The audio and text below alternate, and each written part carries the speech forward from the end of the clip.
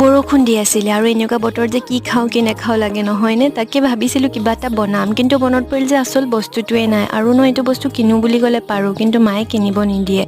কয় যে এনেকুৱাত বোলে বহুত মেডিচিন থাকে আৰু পচা বিলাহী কিবা কিবি দি ঢেৰ বনাই, মিঠা বেছি থাকে, খাব নালাগে। আৰু মই আনিও নিদিওঁ, সেইকাৰণে ভাবিলোঁ আজি ঘৰতে বনাই চাওঁ। যিহেতু ডায়েটত আছোঁ, অকণমান হেল্ডিও হ'ব। হেল্ডিটো নহয় বাৰু, কাৰণ ইয়াত মই চেনি এড কৰিব লাগিব।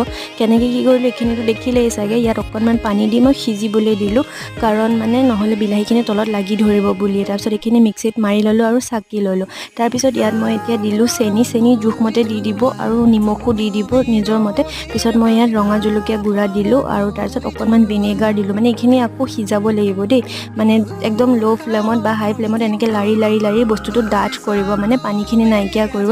আৰু মই কৈছোঁ নহয়, ইমান টেষ্টি হয়, কিনাটোও পাত্তা নাপাব। আপোনালোকে যদি বিচাৰে জিৰা দিব পাৰে, মই পাহৰি গ'লোঁ জিৰা দিবলৈ। মেগী মছলাও দিওঁ বুলি ক'লে পাৰে, ধুনীয়া